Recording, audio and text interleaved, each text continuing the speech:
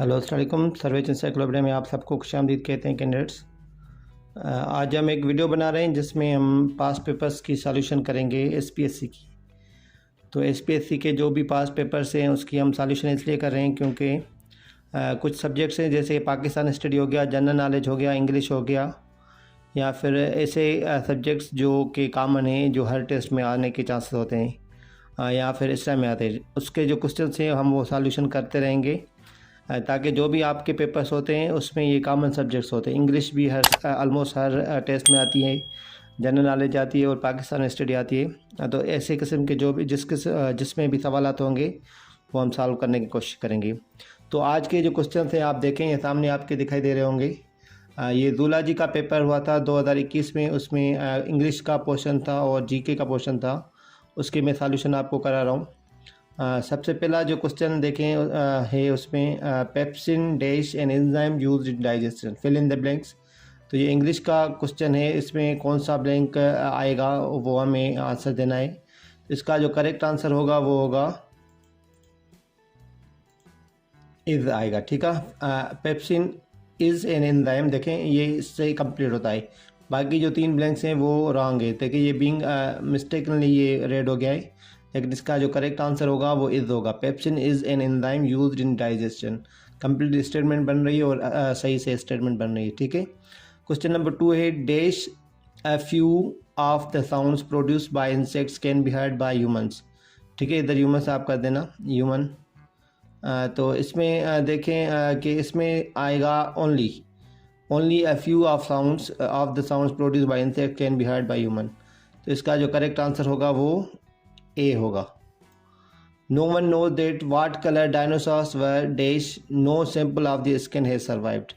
तो इसका जो करेक्ट आंसर होगा, इसमें ये जो ब्लैंक्स दिए गए हैं because of, because that, it is because या बिकॉज। तो इसका जो करेक्ट आंसर होगा इसमें जो ब्लैंक आएगा वो बिकॉज आएगा, ठीक है। Because no sample of their skin has survived.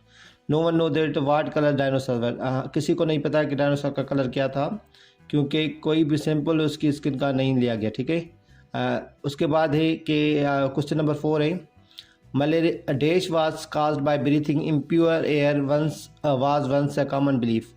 तो मलेरिया के लिए एक बिलीफ था कि वो इम्प्योर जो होती है हवा, जो ख़राब हवा होती है, इम्प्योर होती है, वो लेने से मलेरिया होती है, ये एक ज़माने में कॉन्सेप्ट था। इसका जो करेक्ट आंसर देखिए इसमें ब्लैंक में क्या आएगा, मलेरिया आएगा, डेट मलेरिया आएगा, वाई मलेरिया आएगा या बिकॉज आएगा। इसका जो करेक्ट आंसर होगा मलेरिया होगा। Malaria was caused by breathing impure air was once a common belief. ऐसा समझा जाता था कि इम्प्योर एयर इनहेल करने से वो मलेरिया होती है, ठीक है। तो ये 4 क्वेश्चन हो गए।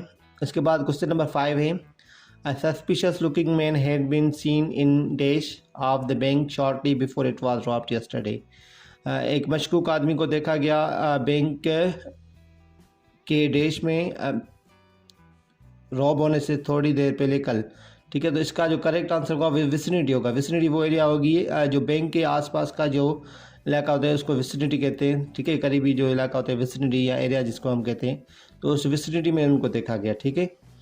उसके बाद क्वेश्चन आ जाते हैं जीके और पाकिस्तान स्टडी के। उसमें पहला क्वेश्चन है headquarter of Food and Agriculture Organization of the United Nation is in. तो कोई भी ऑर्गेनाइजेशन हो जो यूनाइटेड नेशन से कनेक्टेड हो या इंटरनेशनल हो, वो उसके जो क्वेश्चन हैं वो बहुत अहम होते हैं और अक्सर टेस्ट वगैरह में आते रहते हैं। तो उसके हेडक्वार्टर्स हो गए, वो कब इस्टेब्लिश हुई थी, ऐसे क्वेश्चन आपको याद करने चाहिए। तो इसका जो करेक्ट आंसर होगा हेडक्वार्टर का क्वेश्चन है, ये रोम में इसका हेडक्वार्टर है। फूड एंड एग्रीकल्चर ऑर्गेनाइजेशन जो है उसका जो हेडक्वार्टर है वो रोम, जो मुल्क है वो इटली है, ठीक है।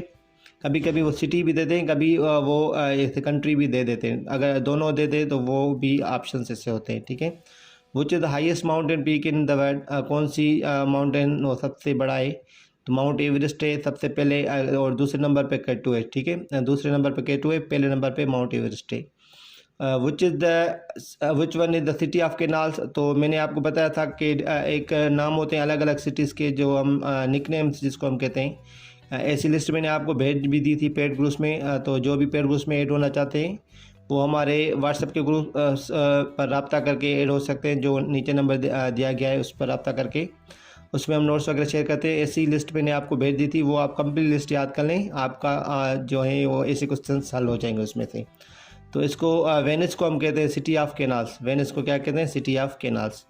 Which country is the largest in area? कौन से कंट्री की जो एरिया है वो लार्जेस्ट है, सबसे बड़ी एरिया वाला मुल्क कौन सा है? वो रशिया है। ठीक है, ये इसमें ये यूरोप में भी आता है और एशिया में भी आता है। ठीक है, दोनों दो कॉन्टिनेंट्स में ये लाई करता है। National animal of Pakistan is, तो ये क्वेश्चन देखें, इसमें दो ऑप्शन हैं कि कोबरा, फैल्कनरी एंड मरखोर, बोथ ए एंड बी और नन ऑफ दीज। तो इसका जो करेक्ट आंसर होगा वो बोथ ए एंड बी होगा। मरखोर भी उसका नाम है और ये भी उसका नाम है। ठीक है, बायनोमल जो नेम कहते हैं इसको। तो ये करेक्ट आंसर इसका होगा बोथ ए एंड बी। ठीक है, तो ये 10 सवाल थे, ये SPSC के पेपर्स में से उठाए गए आज के लिए। आज आपका MCQ है वो आप नोट कर ले, देखें।